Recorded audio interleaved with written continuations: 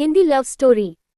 इसलिए आज मेरे पापा मम्मी के बोलने पर मैं तैयार हो गई एक लड़के से शादी करने को। पापा का बोलना था कि एक बार उस लड़के से मिल लो। मैंने मना किया क्योंकि फिर मैंने उसे थप्पड़ मारा। कहानी का अंत जरूर सुने। राहुल जब से मेरी जिंदगी से गया है तब से मुझे लड़कों की शक्ल से भी नफरत हो गई है।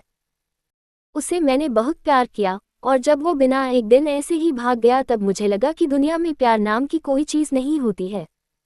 अब मैं जैसे बिना दिल वाली इंसान बन गई हूँ।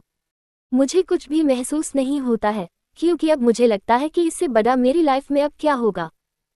इसलिए आज मेरे पापा मम्मी के बोलने पर मैं तैयार हो गई एक लड़के से शादी करने को। पापा का बोलना था कि एक बार उस लड़के से मिल लो। मैंने मना किया क्योंकि जिसको मैं इतने सालों तक साथ में रहकर नहीं पहचान पाई तो अब एक छोटी सी मुलाकात से एक अजनबी को क्या पहचान पाऊंगी। लेकिन लड़का भी मुझसे मिलना चाहता है। मैंने उसको मिलने को हामी भर दी।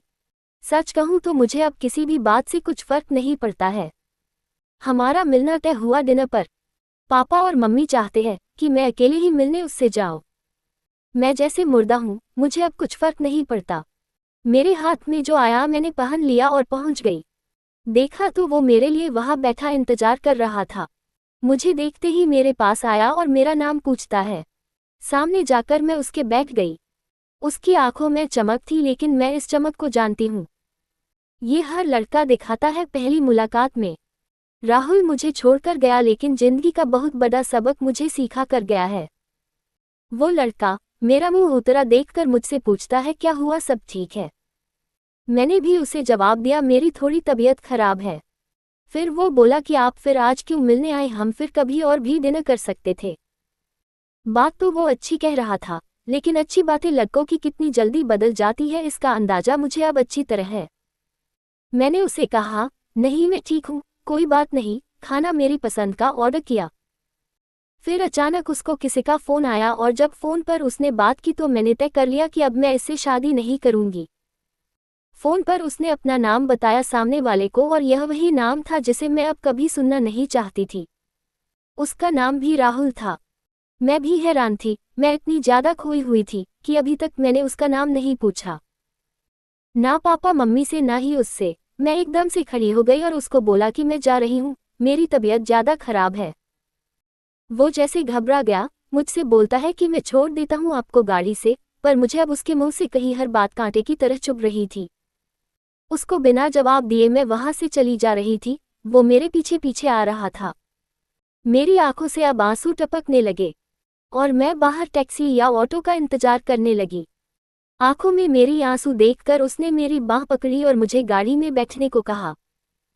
उसने मेरी बांह पकड़ी, बस इतना तो बहुत था मेरे अंदर की आग को निकालने के लिए और मैंने उसके मुंह पर जोर से एक थप्पड़ मार दिया।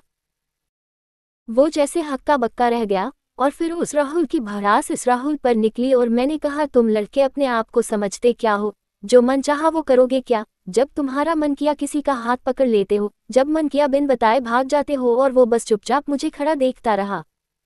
टैक्सी आए और मैं बैठकर वहां से चली आई। आते वक्त मैंने उसका चेहरा भी नहीं देखा। अपने कमरे में आने के बाद 1 घंटा मैं और रोई, पापा मम्मी को कुछ नहीं बताया।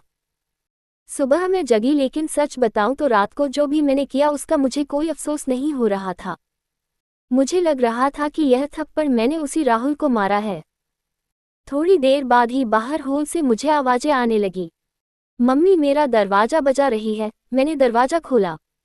मम्मी बोलती है कि राहुल आया है अपने मम्मी पापा के साथ, जल्दी तैयार होकर नीचे आ जा। मुझे पता चल गया था कि वो जरूर कल रात की बात करने आया होगा, लेकिन मुझे कोई डर नहीं था। मैं नीचे गई, राहुल बैठा हुआ था। उसने मुझे देखा। मेरी मम्मी किचन में थी इसलिए मैं किचन में चली गई। उनके चेहरे पर स्माइल थी। मुझे बोलती है कि राहुल और उसके घर वालों ने हाँ कर दी है और जल्द ही शादी करना चाहते हैं। अब मुझे कुछ समझ नहीं आया कि जिस लड़के को मैंने कल थप्पड़ मारा, जाने अनजाने जिसे मैंने अपने एक्स बॉयफ्रेंड के बारे में बता दिया, वो मुझसे शादी को कैसे राजी हो गया। ऐसे तो मेरे लिए उसका नाम ही काफ़ी था ना करने को, पर इस बात को जानने के लिए मैंने मम्मी को बोला कि मुझे उससे बात करनी है। वो फिर मेरे कमरे में आया और पहली बार मुझे लगा मैंने उसे देखा। दिखने में बुरा नहीं है, बोला जाए तो हैंडसम था। तब मुझे ये भी पता चला कि ऐसा क्यों बोलते हैं कि गुस्से में इंसान अंधा हो जाता है। मेरे बिना सवाल किए उसने बोलना शुरू कर दिया। वो बोला कि मुझे पता है कि आपके साथ पहले शायद धोखा हुआ है और किस हद तक आप सच्ची है ये भी मुझे कल रात पता चल गया। इसलिए मुझे आपसे कल रात ही प्यार हो गया और मैं चाहता हूँ कि आप मुझे मौका दें आपको गलत साबित करने का कि सभी लड़के एक जैसे नहीं होते। उसकी यह बात सुनकर मैं ना नहीं कर सकी। एक वो राहुल था जो मुझे प्यार पर से विश्वास उठा गया और एक ये राहुल था जो फिर से मुझे बिलीव करा रहा था कि प्यार होता है। तो दोस्तों ये कहानी आपको कैसी लगी हमें कमेंट करके ज़रूर बताएं और इस कहानी को अपने दोस्तों के साथ शेयर ज़रूर करें। वीडियो अच्छा लगा हो तो चैनल सब्सक्राइब जरूर करें। धन्यवाद।